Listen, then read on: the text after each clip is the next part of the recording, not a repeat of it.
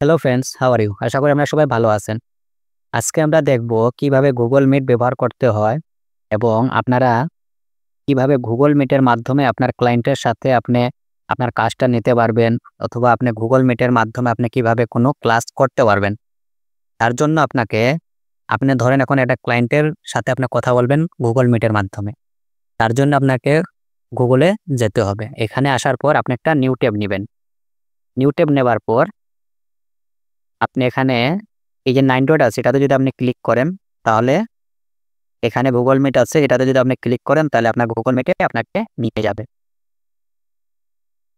Google Meet এ আসার পর আপনি চাইলে 9 ডটে ক্লিক করে আপনি যেতে পারবেন, অথবা আপনি আর এখানে নিউ ট্যাব নেবার পর এখানে যদি আপনি লেখেন Google Meets লিখে যদি সার্চ করেন তাহলে আপনাকে Google Meet এ নিয়ে আসবে।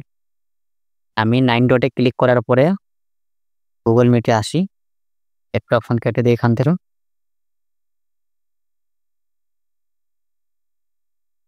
এখানে আসার পর নিউ মিটিং এটাতে যদি আপনি ক্লিক করেন, ক্লিক করার পর আপনি চাইলে create a new meeting for letter এটাতে আপনি ক্লিক করবেন। ক্লিক করার পর আপনাকে এখানে একটা লিঙ্ক দিবে। এই লিঙ্কটা আপনি কপি করবেন। কপি করার পর আপনার ক্লায়েন্ট যদি আপনার মেসেঞ্জারে বা হোয়াটসঅ্যাপে যদি আপনার সাথে কথা বলে, তাহলে আপনি এখানে লিঙ্ক দিলে ওই লিঙ্কে ক্লিক করলে আপনার ক্লায়েন্ট আপনার সাথে জুমে মিটিংয়ে আসতে পারবে। আমি এখানে আমার লিঙ্কটা পেস্ট করি। এই লিঙ্কটা আমি ক্রিয়েট করলাম। এই লিঙ্কটা এখানে পেস্ট করার পর আমি এখানে জয়েন্টে যদি ক্লিক করি তাহলে আমাকে Google Meet এ নিয়ে আসবে। এখন আমি এখানে আসার পর আমি আমার ক্যামেরাটা অফ করলাম, মাইক্রোফোনটা আমি আমার অফ করলাম।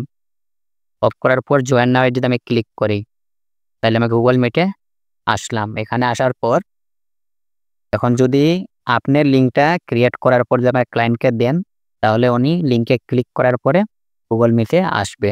এখান থেকে আপনি ওনাকে অ্যাডমিট করতে পারবেন। অ্যাডমিট করার পরে আপনি যদি চান আপনার স্ক্রিন শেয়ার করে আপনার ক্লায়েন্টকে দেখাবেন, তার জন্য আপনাকে স্ক্রিন শেয়ার দিতে হবে। আপনি এখানে ক্লিক করবেন। ক্লিক করার পর আপনি যদি এখানে ক্লিক করার পরে এখানে ক্লিক করবেন। ক্লিক করার পরে শেয়ার অপশনে ক্লিক করলে আপনার স্ক্রিনটা শেয়ার হবে।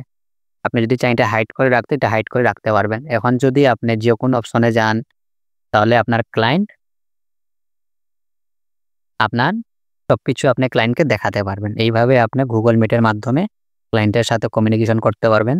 আর আপনার যা প্রবলেম আপনি বলতে পারবেন বা ক্লায়েন্টের সাথে আপনি কাজটা নিতে পারবেন। এরপরে আপনি শেয়ারিং অফ করতে চাইলে অফ করতে পারবেন। এখন আপনার এই যে এটা হচ্ছে আপনার রিঅ্যাকশন। আপনি কোনো রিঅ্যাকশন দিতে চাইলে এখান থেকে আপনি রিঅ্যাকশনগুলো দিতে পারবেন। এগুলা সব তো আপনাদের জানাই আছে। এরপর এটাতে আপনি স্ক্রিন শেয়ার দিবেন। এরপরে এটাতে কতজন আপনার মিটে অ্যাডমিট আছে এটা আপনি এখান থেকে দেখতে পারবেন। আর অ্যাডমিট এখান থেকে আপনি করতে পারবেন। এরপরে আপনি যদি মেসেজে কিছু বলতে চান তাহলে এখান থেকে মেসেজে বলতে পারবেন। আশা করি Google Meet এ কিভাবে আপনারা ক্লাস করবেন অথবা Google Meet এর মাধ্যমে কিভাবে আপনারা ক্লায়েন্টের সাথে আপনার কাজটা নিবেন, এটা আজকে আপনি করতে পারবেন। তো আজকে ক্লাসটা এই পর্যন্তই থাক। দেখা হবে কোনো নেক্সট ক্লাসে।